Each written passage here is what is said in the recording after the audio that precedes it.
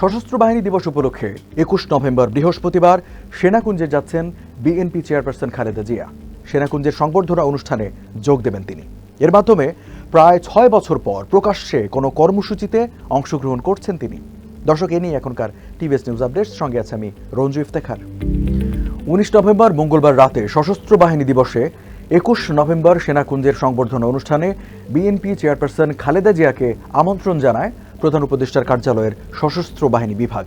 রাতে সেনাবাহিনীর chief of general staff lieutenant general Mizanur Rahman Shamim এবং সশস্ত্র বাহিনী বিভাগের principal staff officer lieutenant general ASM Kamrul Hasan এই আমন্ত্রণপত্র বিএনপি চেয়ারপারসনের কাছে পৌঁছে দেন। বুধবার বিএনপি চেয়ারপারসনের একান্ত ব্যক্তিগত সহকারী ABM আব্দুস সাত্তার গণমাধ্যমকে জানান, আমন্ত্রণ গ্রহণ করেছেন খালেদা জিয়া। বৃহস্পতিবার বিকেল 3:30টায় সেনাকুঞ্জের উদ্দেশ্যে গুলশানের বাসা থেকে বের হবেন বিএনপি চেয়ারপারসন। এর ফলে 2018 সালের পর খালেদা জিয়া প্রকাশ্যে কোনো কর্মসূচিতে অংশগ্রহণ করবেন। এর আগে 2018 সালের 5 ফেব্রুয়ারি সর্বশেষ সিলেট সফর করেন বিএনপি চেয়ারপারসন।